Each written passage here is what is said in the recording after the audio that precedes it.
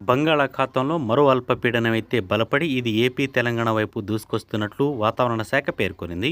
ఈ నెల 25 నాటికి ఇది తీవ్ర తుఫానుగా మారే అవకాశాలుగా ఉన్నట్లు వాతావరణ శాఖ అంచనా వేస్తుంది. ఒడిశా తీర ప్రాంతాల్లో ఇది తీరం దాటే అవకాశాలు ఎక్కువగా ఉన్నాయని, దీని ప్రభావంతో ఏపీపై మరియు తెలంగాణ వైపుపై ఎక్కువ ప్రభావం చూపే అవకాశాలున్నాయని భారత వాతావరణ కేంద్రం పేర్కొనింది.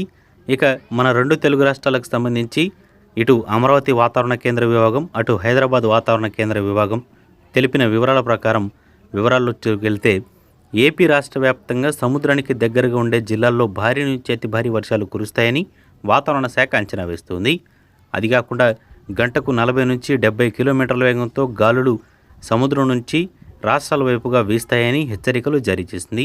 సముద్రంలో వేటకు వెళ్లేవారు జాగ్రత్తగా ఉండాలని, ఈ డిసెంబర్ 25 నుంచి సముద్రంలో వేటకు వెళ్లడం కొంచెం తగ్గించాలని, నిషేధించాలని కూడా ప్రభుత్వం భావిస్తున్నట్లు తెలుపుతుంది.